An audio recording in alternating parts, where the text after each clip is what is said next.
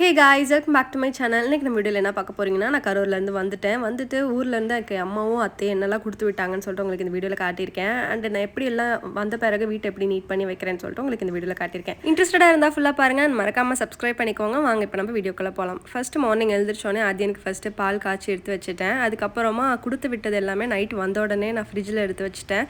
So நான் காலையில் எழுந்திரிச்சு எல்லாத்தையும் சூடு பண்ண ஆரம்பிச்சிட்டேன். இந்த தடவை அம்மா முறுக்கும் குலோப் ஜாமுனும் செஞ்சுருந்தாங்க. நான் லாஸ்ட் வீடியோவில் சொன்ன மாதிரி என்னோட அத்தை பொண்ணு ஊர்லேருந்து வந்திருந்தனால அவளுக்கு சேர்த்து எனக்கும் சேர்த்து கொஞ்சம் நிறைய குவான்டிட்டியில் செஞ்சுருந்தாங்க. ஃபர்ஸ்ட் எழுந்திரிச்சோன்னா ரெஃப்ரெஷ் ஆகிட்டு ஃபர்ஸ்ட் வாட்டர் குடிச்சிட்டு மற்ற ஒர்க்லாம் ஆரம்பித்தேன். ஃபர்ஸ்ட் எல்லாமே எங்கள் டேடி வந்துட்டு பயங்கரமாக ரேப் பண்ணி கொடுத்தாரு. ஏன்னா பஸ்ஸில் வரும்போது எதுவும் ஸ்பில் ஆகிடக்கூடாதுன்னு சொல்லிட்டு நல்லா டைட்டாக பிளாஸ்டிக் கவர்லாம் போட்டு செலோ டெப்பில் போட்டு எல்லாத்தையுமே நல்லா ப்ராப்பராக பேக் பண்ணி கொடுத்துருந்தாரு. நான் அதை அப்படியே பத்திரமா எடுத்துகிட்டு வந்து வச்சுட்டு மார்னிங் எடுத்து எல்லாத்தையும் ஹீட் பண்ண ஆரம்பிச்சிட்டேன்.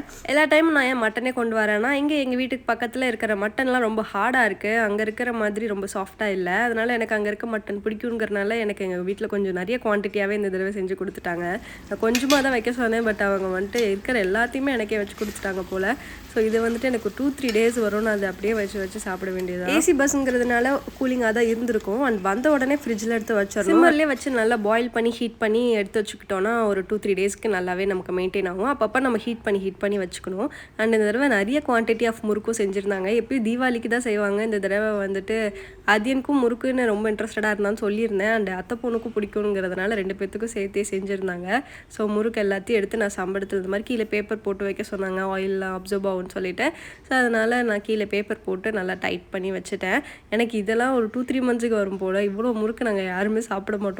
பட் கொடுத்துட்ருக்காங்க. நான் பக்கத்தில் யாருக்காச்சும் வேணும்னா கூட கொடுத்து ஷேர் பண்ணி எடுத்து வச்சு ஊருக்கு போகும்போது எப்பயும் நான் ஃப்ரீயாக தான் போவேன். பட் வரும்போது நிறைய லக்கேஜோடு வருவேன். ஒரு 3 days 2 days இருந்தேன்னா கூட அதையாச்சும் எப்படியாச்சும் ஆக்குப்பை பண்ணி எனக்கு எதையாச்சும் கொடுத்து விட்டுறணும்னு சொல்லிட்டு இந்த மாதிரி பண்ணுவேன். எப்படியும் நான் வரும்போது சரியாக தூங்கியிருக்க மாட்டேன். ஸோ எனக்கு வந்த உடனே கொஞ்சம் நேரம் ரெஸ்ட் எடுத்தால் தான் நெக்ஸ்ட் ஒர்க் பண்ண முடியும். வந்தோடனே குக்கிங் பண்ணணுன்னா எனக்கு கொஞ்சம் சிரமமாக இருக்குங்கிறதுனால ஏதாச்சும் எனக்கு இந்த மாதிரி கொடுத்து விட்டுருவாங்க. அண்ட் அதை வந்துட்டு நான் எடுத்து மார்னிங் யூஸ் பண்ணிப்பேன். நான் வரப்போ டயர்டாக இருப்பேன்னு எனக்கு தெரியும். அதனால் நான் கிளம்புறப்பவே தோசை பேட்டர் மட்டும் ப்ரிப்பேர் பண்ணி வச்சுட்டு போயிட்டேன். கொஞ்சமாக குவான்டிட்டியாக இருக்கணும்னு சொல்லிட்டு ராகி தோசை பேட்டர் தான் ரெடி பண்ணி வச்சுட்டு போனேன். அண்ட் போயிட்டு வர ஒரு 3 days தான் நம்ம தோசைக்கல் யூஸ் பண்ணாமல் நல்லா வாஷ் பண்ணி எடுத்து வச்சனால அது ஸ்டார்டிங் வந்துட்டு கொஞ்சம் ஆயில் போட்டு ஆனியனில் ஸ்ப்ரெட் பண்ணிவிட்டு அது எக்ஸ்ட்ரா இருக்கிற ஆயில் எல்லாத்தையும் டிஷ்யூவில் வச்சு வைப் பண்ணி எடுத்துகிட்டா அது தோசை வந்துட்டு நார்மலாக எப்பயும் போல் வரும். அண்ட் கிறிஸ்பியாக ஒரு 2 தோசை சாப்பிட்டு மட்டன் வச்சு சாப்பிட்டுக்கிட்டேன். ஒரு 1 day or 2 day இந்த மாதிரி ரெஸ்ட் கிடைக்கிறப்ப பயங்கரமாக ரெஸ்ட் எடுத்துகிட்டு வரணும்னு நினப்பேன். பட் இந்த தடவை ஃபுல்லாக ஆக்குப்பைடாக இருந்துச்சு. சொன்ன மாதிரி ஃப்ரெண்டோட என்கேஜ்மெண்ட் இருந்துச்சு. அண்ட் கொஞ்சம் பர்சனல் ஒர்க்கும் இருந்தனால எல்லாமே இந்த 3 days வந்துட்டு பயங்கர ஸ்பீடாக போயிடுச்சு. எனக்கு வந்துட்டு ஃபேமிலியோட டைம் ஸ்பெண்ட் பண்ணவே முடியல. நெக்ஸ்ட் அவளோட மேரேஜ்க்கு போவேன். ஸோ அந்த தடவை கொஞ்சம் லீவ் எக்ஸ்டெண்ட் பண்ணி போய் இருந்துட்டு வந்து பண்ணலான்ட்டு ஒரு ஐடியா. 3 daysனாலும் வீடு வந்துட்டு க்ளோஸ் பண்ணி வச்சுருந்தோம்னா நிறைய டஸ்ட் வந்துட்டு ஃபார்ம் ஆகிடும். அண்ட் பால்கனிலலாம் வந்துட்டு மழை வர போக இருக்கிறனால நிறைய டஸ்ட் வந்துட்டு இருக்கும். இந்த தடவை ஹஸ்பண்ட் வந்துட்டு ஊருக்கு வரல, நான் மட்டும் தான் போயிருந்தேன். பட் அவர் ஆஃபீஸ் போயிட்டனால அவராலேயும் வீட்டில் இருக்க முடியாது. அதனால் க்ளீன் பண்ணியிருக்க மாட்டார்னு நினச்சேன். பட் சாட்டர்டே எனக்காக எல்லாத்தையுமே க்ளீன் பண்ணி நீட்டாக வச்சுருந்தாரு. வந்து பார்த்தோன்னே எனக்கு ரொம்ப ஹாப்பியாக இருந்துச்சு. இன்றைக்கி மார்னிங் பிரேக்ஃபாஸ்ட்டுக்கு தோசையும் மட்டன் தொக்கும் அண்டு கொஞ்சம் குலோப் ஜாமுனும் வச்சு சாப்பிட்டேன். என்னதான் இருந்தாலும் அம்மா செஞ்சு கொடுக்குறதுல ஒரு தனி டேஸ்ட்டு தான். ஸோ அது நம்ம செஞ்சால் வரவே மாட்டேங்குது என்னன்னு தெரில. நீயே நான் பார்த்துட்டு அப்படியே சாப்பிட்டு நெக்ஸ்ட் ஒர்க்குக்கு ஸ்டார்ட் பண்ண ஆரம்பிச்சிட்டேன். இந்த தடவை மேட் மட்டும் வாங்கிட்டு வந்திருந்தேன். கிச்சன் மேட் ரொம்ப நாள் ஆச்சு வாங்கி, ரொம்ப பழசாகிடுச்சுங்கிறதுனால இந்த தடவை வாங்கிட்டு வந்திருந்தேன். கரூரில் எப்படி இருக்குன்னா ஒரு ஸ்ட்ரீட் ஃபுல்லாகவுமே இந்த மாதிரி மேட், கர்டன், பெட்ஷீட்டுன்னு ஒரு ஏரியா ஃபுல்லாகவுமே இது ஃபுல்லாக ஷாப்ஸாக இருக்கும். நிறைய ஒரு 10-15 ஷாப்ஸ் இருக்கும். ஸோ நமக்கு எது வேணுனாலும் போய் ஏறி பார்க்கலாம். அண்ட் அங்கே எல்லாமே உங்களுக்கு வெயிட்டுக்கு ஏற்ற ப்ரைஸ் தான் வைப்பாங்க. இந்த மேட் இந்த வெயிட் இருந்துச்சுன்னா இவ்வளோ ப்ரைஸ் அந்த மாதிரி தான் அவங்க வந்துட்டு செல் பண்ணுவாங்க. அண்ட் எல்லாமே செம குவாலிட்டியாக இருக்கும். கீழே நல்லா ரப்பர் இருக்கிறனால நம்ம கிச்சனுக்கு போடுறப்ப அது நகராமல் நல்லா இருக்கும்.